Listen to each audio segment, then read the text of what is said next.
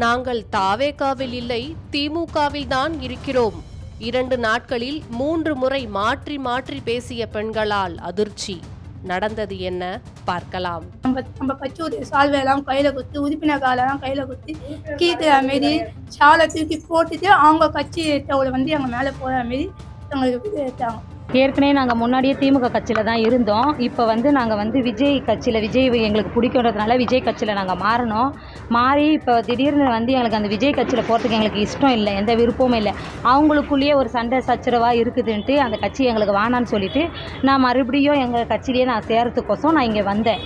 நாங்கள் விஜய் கட்சியில் தானே இருக்கோம், திமுகவில் நீங்கள் இந்த மாதிரி பண்ணுறீங்களே அப்படின்னு சொல்லிட்டு நாங்கள் கேட்கும்போது அவங்க என்ன சொன்னாங்க, இது ஒன்றுமே இல்லை, சாதாரண ஒரு விஷயம் தான்.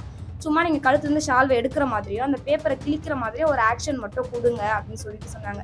நாங்கள் எப்போவுமே விஜய் கட்சியில் தான் இருக்கோம். நீங்கள் இந்த கட்சியில் தானே இருக்கீங்க, எதுக்கு அந்த கட்சியில் போனீங்கன்னு எங்களை கேட்டாங்க. நாங்கள் இந்த கட்சியில் உறுப்பினர் கார்டு அப்ளையும் பண்ணல, நாங்கள் சேரவும் இல்லை, நாங்கள் திமுகவில் தான் இருக்கோம். Meenakshi Faculty of Occupational Therapy, admissions open for BOT and MOT. Apply now.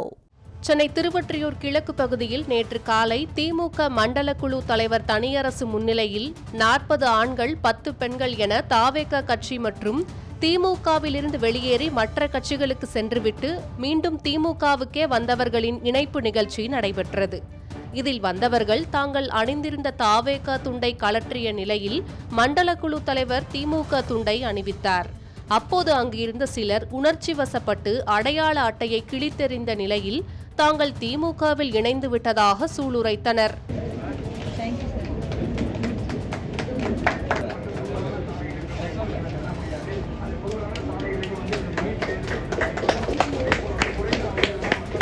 பின்னர் நேற்று மாலையே 4 பெண்கள் திருவொற்றியூரில் உள்ள தாவேகா மன்றத்தில் அமர்ந்து கொண்டு தங்களை திமுகவினர் மகளிர் சுய உதவிக்குழு கடன் வாங்கி தருவதாக கூறி அழைத்து சென்று ஏமாற்றிவிட்டதாக கூறி செய்தியாளர் சந்திப்பை நடத்தினர். நான் சின்ன வயசுலேருந்து எனக்கு விஜய் அண்ணா ரொம்ப பிடிக்கும். நான் அந்த கட்சியில் தான் இருந்தேன். இது நார்மலாக லேடிஸ் மீட்டிங் சொல்லிட்டு கூப்பிட்டு போனாங்க. அங்கே போயிட்டு லோன் மீட்டிங் சொன்னாங்க. ஒரு காலவர் கழிச்சு ஜென்ஸ்லாம் உள்ளே வந்தாங்க.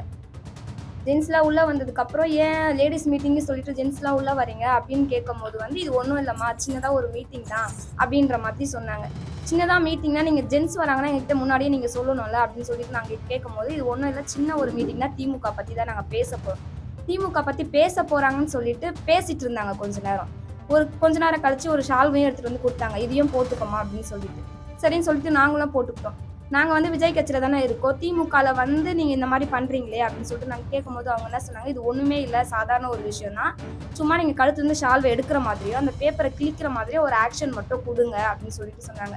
நாங்கள் ஏன் இந்த மாதிரி ஆக்ஷன் பண்ணணும் அப்படின்னு சொல்லிட்டு நாங்கள் கேள்வி கேட்கும்போது அந்த இடத்துல எங்களை பேச விடாத போது நாங்கள் என்ன பண்ண முடியும், ஜென்ஸ்லாம் வேறு அவ்வளோ பேர் இருக்காங்க, கட்சி அலங்க இருக்கும்போது அந்த இடத்துல இருந்து எங்களால் வெளியே வர முடியாது.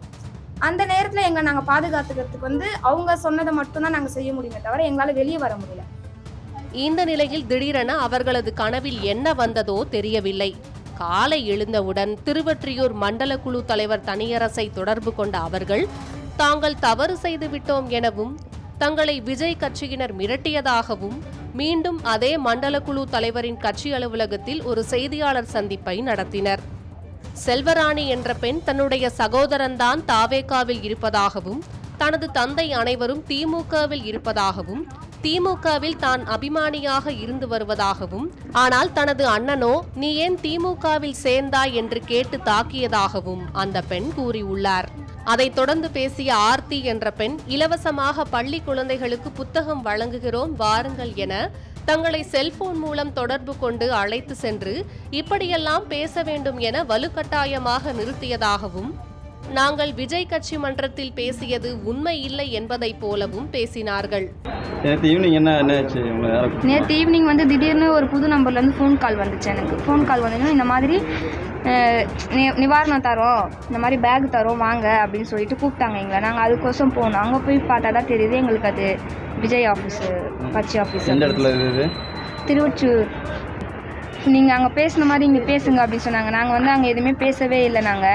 நீங்கள் இந்த கட்சியில் தானே இருக்கீங்க, எதுக்கு அந்த கட்சியில் போனீங்கன்னு எங்களை கேட்டாங்க. நாங்கள் இந்த கட்சியில் உறுப்பினர் கார்டு அப்ளையும் பண்ணல, நாங்கள் சேரவும் இல்லை, நாங்கள் திமுகவில் தான் இருக்கோம், நாங்கள் கட்சி மீட்டிங் சொல்லி தான் நாங்கள் அங்கே போனோம், நீங்கள் ஏன் இங்கே எங்களை கூப்பிட்டு வந்தீங்க அப்படின்னு, நீங்கள் பேக் தரேன்னு சொல்லி தானே எங்களை இங்கே கூப்பிட்டு வந்தீங்க, நீங்கள் ஏன் இப்போ எங்களை வீடியோ எடுக்கிறீங்க அப்படின்னு சொல்லிட்டு கேட்டதுக்கு, இது எந்த பெரிய இஷ்யூ ஆகாதுமா, இது ஒன்றும் இல்லை, சின்ன ஒரு மீட்டிங் தான் அப்படின்னு சொல்லிட்டு அவங்க என்ன சொன்னாங்க. பேக் தரேன் அப்படின்னு சொல்லி தான் அவங்க கூப்பிட்டு போனாங்க. கூப்பிட்டு போயிட்டு அவங்க சொன்னதெல்லாம் நாங்கள் பேசணும், எங்களை வலுக்கட்டாயமாக தான் அவங்க பேச வச்சாங்க.